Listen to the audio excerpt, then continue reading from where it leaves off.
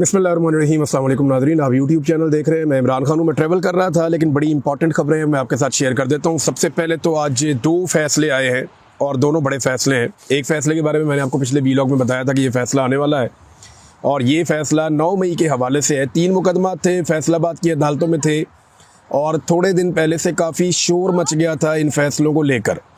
शोर ये मचा हुआ था कि अदालतें बड़े अजीबोगरीब तरीके से इन फ़ैसलों को सुन रही हैं, इन केसेस को, और यहाँ पे रोला पड़ा हुआ है बहुत ज़्यादा।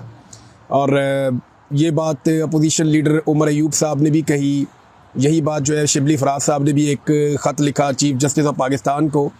तो ये सारे लोग परेशान थे कि ये हमारे साथ हो क्या रहा है। बहरहाल ये पहले भी होता रहा है। आपको याद होगा 2024 में इंतखाबात से बिल्कुल एक हफ़्ता पहले इमरान खान साहब को रात रात गए तक अदालतें लगाकर अडयाला जेल में 3 सज़ाएँ सुनाई गई थी। चौथी चंद दिन पहले सुनाई गई थी और उनको लगभग 30 साल के लिए अंदर कर दिया गया था ताकि लोग मायूस हो जाएं। फिर लोगों ने अपनी मायूसी का इजहार किया 8 फरवरी 2024 को और इतने वोट डाले कि एस्टेब्लिशमेंट की सिटी गुम हो गई और उनको सिर्फ एक ही रास्ता मिला कि वोट छोड़ो, गिनती विनती छोड़ो, जाली फॉर्म 47 जारी कर देते हैं और फिर अदालतों को कंट्रोल करके इस हुकूमत को बचा लेंगे। और वही फार्मूला पर उन्होंने अमल किया। 17 सीटों वालों को पाकिस्तान में लाकर इक़्तिदार में बिठा दिया। अब मैंने आपको जैसे कि पहले वीलॉग में कहा था कि ये होने जा रहा है, तो 9 मई का फैसला फैसलाबाद की अदालत से 180 अफराद लगभग बताए जा रहे हैं जिनको सज़ा हो गई है। पाकिस्तान तहरीक इंसाफ के जो अपोजिशन लीडर हैं वो तमाम पाकिस्तान से उड़ा दिए गए हैं। यानी पंजाब में अपोजिशन लीडर थोड़े दिन पहले मलिक अहमद खान बच्चड़, उनको सज़ा दे दी गई, उन्हें फारिग कर दिया गया। अभी उमर अयूब साहब जो कौमी असम्बली में अपोजिशन लीडर हैं उनको सज़ा दे दी गई 10 साल की। शिबली फराज जो सेनेट में अपोजिशन लीडर हैं उन्हें सज़ा दे दी गई 10 साल की। और जो बोलने बालने वाले MNAs हैं, बहुत सारे ऐसे लोग हैं, उन्हें फारिग किया गया। साहबजादा अहमद रज़ा साहब का नाम आ रहा है, जरताज गुल वज़ीर साहब का नाम आ रहा है और भी नाम है। इसमें जो लोग बच गए वो लोग हैं जिन्होंने या तो प्रेस कॉन्फ्रेंस की थी, इन्होंने पाकिस्तान तहरीक इंसाफ से अपने आप को अलग किया था, या वो लोग हैं जो जिनका मामला बहुत ही ज़्यादा जो है वो अदालत के अंदर बिल्कुल ही साबित कुछ भी नहीं कर पाए। अब इसमें जो है वो जज साहब ने खुद लिखा इस फैसले में कि जो स्टार गवाहान है वो झूठे साबित हो गए हैं, क्योंकि इन्होंने कहा कि लाहौर वाली मीटिंग में फवाद चौधरी मौजूद थे, लेकिन फवाद चौधरी ने साबित किया कि वो लाहौर वाली मीटिंग में नहीं थे, लिहाजा फवाद चौधरी साहब बाइज्जत बरी हो गए। अब इन्हीं झूठे गवाहों की गवाहियों के ऊपर, यानी पहले अदालत कहती है कि ये गवाह झूठे हैं, इन्होंने झूठ बोला हुआ है, अब उन्हीं झूठे गवाहों की गवाही की बुनियाद के ऊपर सज़ा सुना दी गई पाकिस्तान तहरीक इंसाफ के पार्लियामेंटेरियंस को। यानी एक तरफ कहते हैं गवाह झूठे हैं, अदालत का फैसला कह रहा है कि झूठे साबित हो गए, इन्होंने वो काम जो ये कह रहे हैं, जिस तरह से ये कह रहे हैं उस तरह नहीं हुआ और साबित नहीं हो रही इनकी गवाही। अब जिनकी गवाही झूठी साबित हो रही है, ये कैसे मुमकिन है कि उन्हीं की गवाही के ऊपर बाकी लोगों को सज़ा दे दी जाए? लेकिन ये पाकिस्तान है, यहाँ पे सज़ा दी जाएगी। एक गवाह ने यहाँ तक कहा कि जनाब जो 10 मई को है वो ख्याल कास्त्रो साहब ये ISI के दफ्तर पे हमला कर रहे थे फैसलाबाद में। यानी फैसलाबाद में जो ISI का दफ्तर है वहाँ पे ख्याल कास्त्रो जो पाकिस्तान तहरीक इंसाफ के एक रहनुमा है, वो कहते हैं जी उन्होंने हमला किया था ISI के दफ्तर पे। अब गवाह की गवाही इस तरह गलत साबित हो गई कि उस दिन ख्याल कास्त्रो फैसलाबाद जेल के अंदर बंद थे। यानी एक बंदा फैसलाबाद की जेल के अंदर बंद है, लेकिन गवाह ने कह दिया जी ये तो हमला कर रहा था ISI के दफ्तर पे। तो इस किस्म के ये गवाह थे, स्टार गवाहान। कभी ये मेज़ के नीचे छुप जाते हैं, कभी एक सोफ़े के नीचे छुप जाते हैं। और ये जो गवाहियाँ हैं ये एक तो 4 मई के हवाले से हैं, दूसरी 7 मई के हवाले से है कि 4 मई को कुछ हुआ, चक्री में कोई मीटिंग हुई इमरान खान साहब की ज़ेर सदारत, इसको ये क्लेम किया जाता है, और दूसरा किया जाता है 7 मई को एक और मीटिंग हुई। हालांकि गवाह छुट्टी पे, लेकिन उसके बावजूद उसकी गवाही मानी जा रही है। एक शहर में गवाह कोई और तादाद बताता है, दूसरे शहर में कोई और तादाद बताता है, तीसरे शहर में गवाही देने के लिए जाता है तो उसी वक़्त की कोई और तादाद बताता है।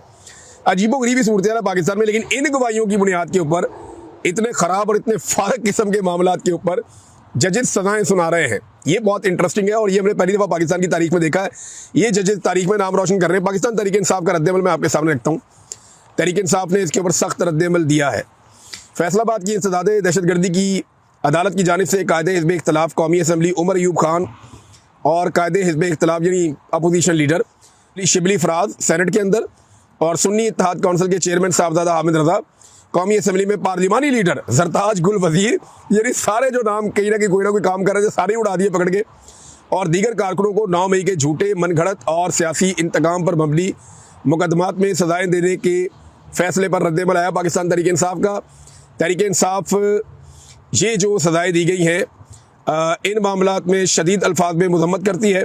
मजमूई तौर पर हमारे 6 मेंबरान कौमी असम्बली, 3 मेंबरान पंजाब असम्बली और 1 सेनेटर को सज़ा हुई है। अगर आप टोटल मिला लें जो अब तक हुई है 9 मई के अंदर सज़ाएँ, तो ये हो चुकी है कुछ 14 लोग इनके पार्लियामेंटेरियंस अब तक सज़ा में फारिग हुए हैं।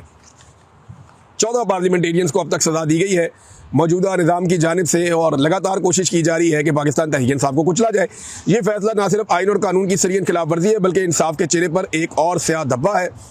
रियासती निज़ाम के इशारे पर यूं अदलिया का तसलसल के साथ रबड़ स्टैम्प बन जाना और बगैर किसी शफाफ ट्रायल, सबूत, गवाहों पर जरा या दिफा के हक़ के लिए महज सियासी दबाव पर यक्के बाद दीगरे ऐसे संगीन फैसले सुनाना एक ख़तरनाक रुझान है जो अदालती निज़ाम की साख को मुकम्मल तौर पर ज़मीन बोस कर रहा है। पाकिस्तान की अदालती तारीख में पहली मरतबा ऐसा अफसोसनाक और शर्मनाक वाक़या पेश आया कि दोनों ऐवानों के कायदे हिज़्ब इख्तिलाफ को सिर्फ इस बुनियाद पर सज़ाएँ दी गई कि वो इमरान खान के सियासी बयानिए, अवामी नुमाइंदगी और आइनी जिद्दोजहद के वफ़ादार साथी हैं। इन फैसलों का मकसद कोई कानूनी इंसाफ नहीं है, बल्कि 5 अगस्त के अवामी एहतजाज को रोकने की मुनज़्ज़म कोशिश है। और ये कह रहे हैं जी ये फैसले इसलिए आ रहे हैं कि 5 अगस्त को, मुझे नहीं लगता कि 5 अगस्त के लिए आ रहे हैं।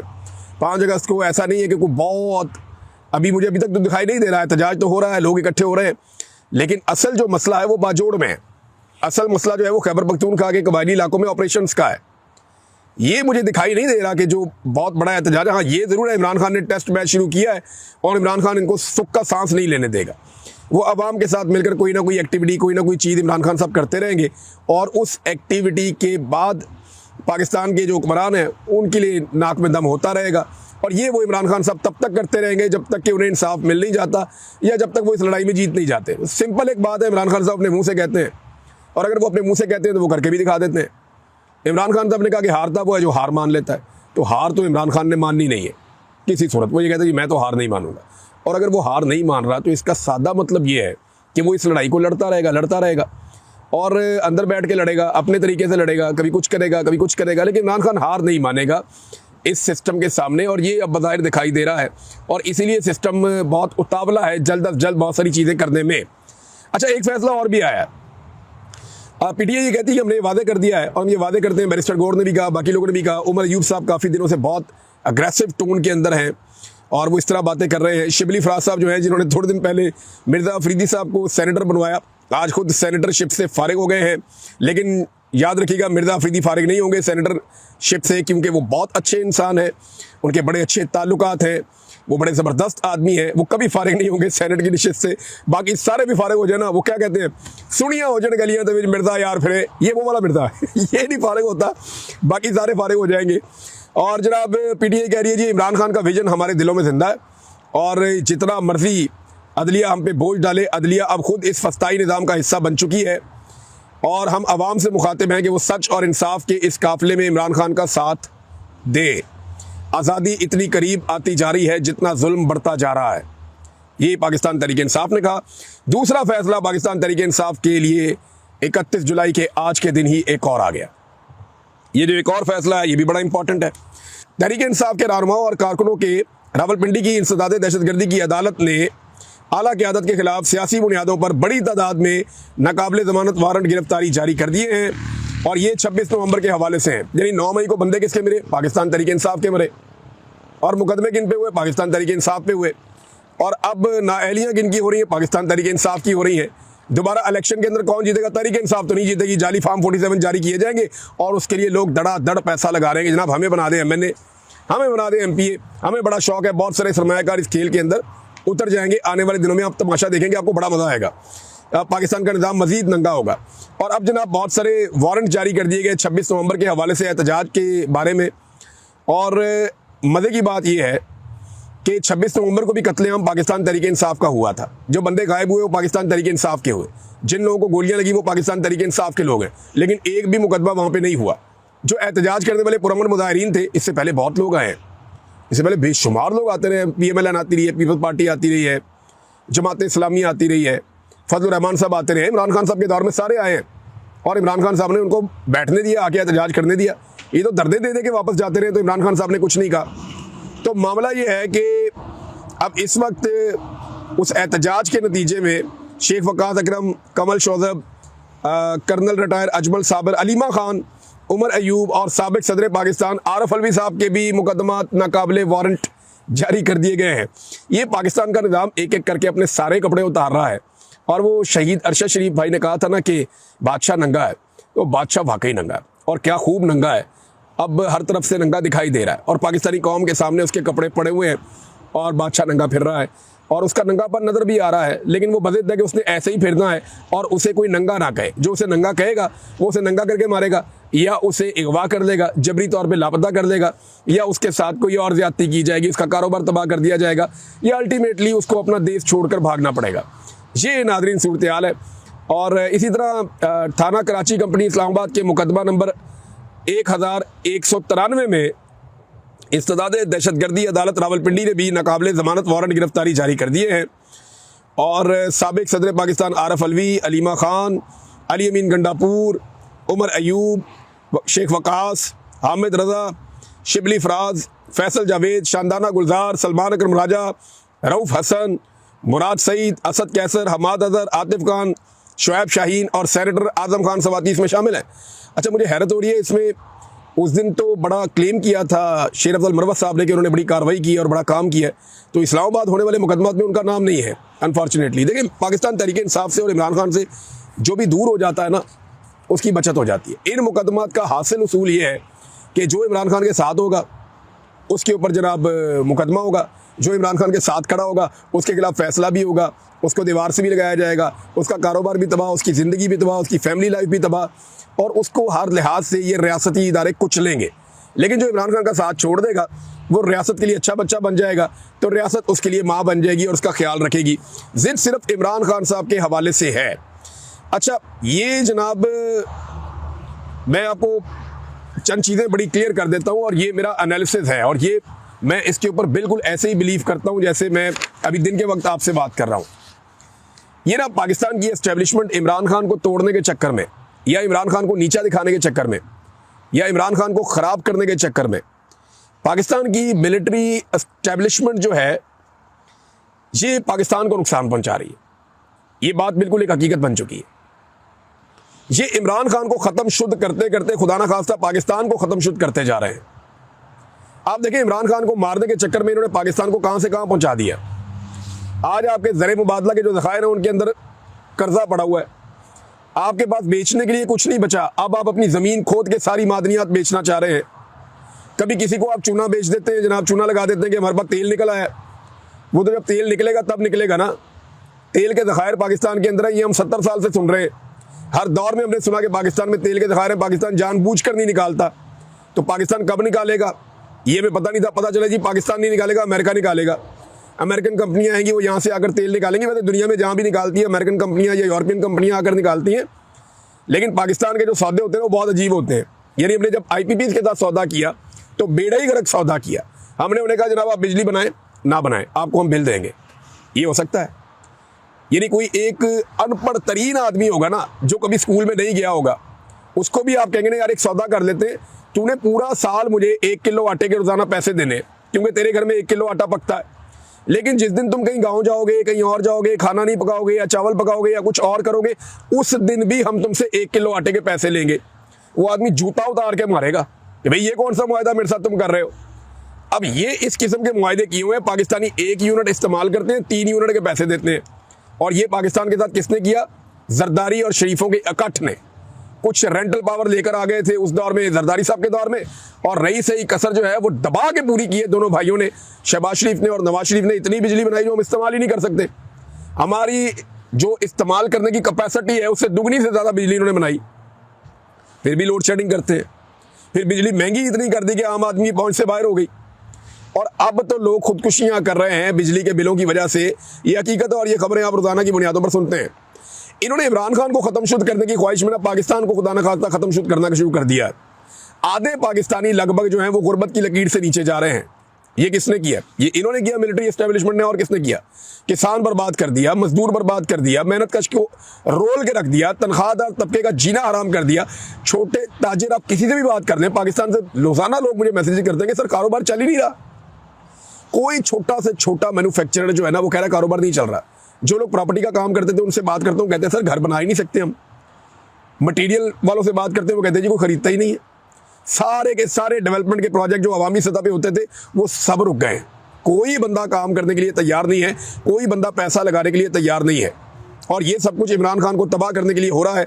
लेकिन इसमें बदकिस्मती से पाकिस्तान की तबाही लिखी जा रही है।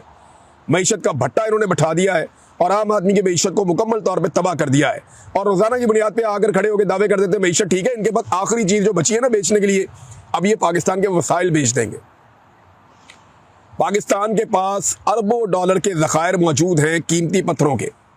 मैं एक कंप्रीहेंसिव रिपोर्ट तैयार कर रहा हूँ और पूरी तहकीकात कर रहा हूँ रेयर अर्थ मिनरल्स के हवाले से कि वो क्या है और अमेरिका को क्यों चाहिए और वो फ्यूचर में किन चीज़ों में इस्तेमाल होंगे। इसके बारे में मालूमात बहुत कम दस्तयाब है। मैंने कुछ बड़े जो अहम लोग हैं जो इसके बारे में जानते हैं, जो साइंस को समझते हैं, उनसे भी रब्ता किया है कि आप मुझे बताएं। बहुत जल्दी इंशाअल्लाह मुझे उम्मीद है कि अगले चंद दिनों में या एक दो हफ्तों में इसके ऊपर हम अपनी एक तहकीक मुकम्मल करेंगे और चीज़ें आपके साथ शेयर करेंगे। हो सकता है चंद दिन ही लगे क्योंकि कुछ मालूमात मुझे आई हैं, मैंने अभी उनको पढ़ना है। जैसे ही मैं किसी मुकाम पे पहुंचता हूं तो फिर ये मामला शुरू करते हैं। मुझे उम्मीद है कि जल्दी मैं आपको बता पाऊंगा कि रेयर अर्थ मिनरल हैं क्या, ये कहाँ कहाँ पे हैं, ये अमेरिका को क्यों चाहिए, वो क्यों इतना डेस्परेट है। यानी वो पाकिस्तान जिसके बारे में अमेरिका की राय कुछ और होती थी और वो इंडिया जिसके बारे में अमेरिका की राय कुछ। हमने ऐसा क्या किया कि एकदम हम सबसे अच्छे हो गए? हमने तो ऐसा कुछ नहीं किया। यानी पाकिस्तान ने अभी बहुत सारी चीज़ें जिनके सवालों के जवाब आएंगे आने वाले दिनों में, आप सिर्फ तमाशा देखें, मैं आपको बताता हूँ। लेकिन एक बात नाज़रीन याद रखिएगा, ये निज़ाम समझता है कि ऐसे ही इमरान खान को शिकस्त दे देगा। नहीं, इमरान खान की मकबूलियत में हर जुल्म के बाद मैंने देखा कि इजाफा हुआ है। इस जुल्म के बाद अब इमरान खान की मकबूलियत में दोबारा इजाफा होगा। ये निज़ाम समझता है कि इस तरह की चीज़ें करके ये अवाम को कमज़ोर कर लेगा, मायूस कर लेगा। मैं पाकिस्तानी लोगों को पाकिस्तान की इस्टेब्लिशमेंट से शायद ज़्यादा जानता हूँ। मैं उनके साथ रोज़ाना उठता बैठता रहा हूँ। मैंने अपनी पूरी ज़िंदगी पाकिस्तानियों के बीच में, जंगलों के अंदर, शहरों के अंदर, देहात के अंदर लोगों से इंटरेक्शन करते हुए गुजारी है। और जितने लोग पाकिस्तानियों को जानते हैं वो ये जानते हैं कि ये कौम हार मानने वाली नहीं है। ये लोग इनका नातका बंद कर देंगे, इनकी तबीयत साफ़ कर देंगे पाकिस्तान की इस्टेब्लिशमेंट की। जो ये चाहते हैं वो नहीं होना। ये जितनी मर्जी छलांगे मारें, ये जितनी मर्जी कोशिश करें, ये इमरान खान को तोड़ भी नहीं पाएंगे और ये पाकिस्तानी अवाम को भी तोड़ नहीं पाएंगे। पाकिस्तानी अवाम अपना फैसला खुद करेगी, ये नहीं कर पाएंगे, इनसे होना ही नहीं, ये वो कर ही नहीं सकते, इनकी कैपेसिटी नहीं है। ये जो एक नाअहली हो गई है, इससे इन्हें लगता है कि ये जो नाअहलियाँ हो रही हैं या ये जो सज़ाएँ हो रही हैं, इससे लगता है लोग मायूस हो जाएंगे। नहीं, और ये सिलसिला हमेशा ऐसे चलेगा नहीं। इससे पहले भी सियासतदानों को मारने की, दबाने की, उनका नाम ख़त्म करने की कोशिश की गई, लेकिन आज भी उनका नाम मौजूद है। लोग डिक्टेटर्स को भूल जाते हैं, सियासतदानों को नहीं भूलते। और ये मुल्क बनाया भी एक सियासतदान ने था, किसी डिक्टेटर ने नहीं बनाया था। और सियासतदान ही इस मुल्क को बचाएंगे। सिविलियंस को जब तक ये मुल्क नहीं दिया जाएगा, ये मुल्क आगे नहीं बढ़ेगा। ख़बरें हैं नाज़रीन मेरे पास और भी, लेकिन मैं यहाँ पे इस वीलॉग को ख़त्म करता हूँ। और ये जो बहुत सारे लोगों को वारंट जारी किए गए हैं रावलपिंडी में, ये वही जज हैं अबुल हसन जुल्करनैन, जिन्होंने साइफर वाले केस में भी शाह महमूद कुरैशी और इमरान खान साहब के खिलाफ फैसला किया था। जैन कुरैशी बहरहाल जो है वो बाइज़्ज़त बरी हो गए हैं। ये बड़ी अच्छी खबर है कुरैशी ख़ानदान के लिए।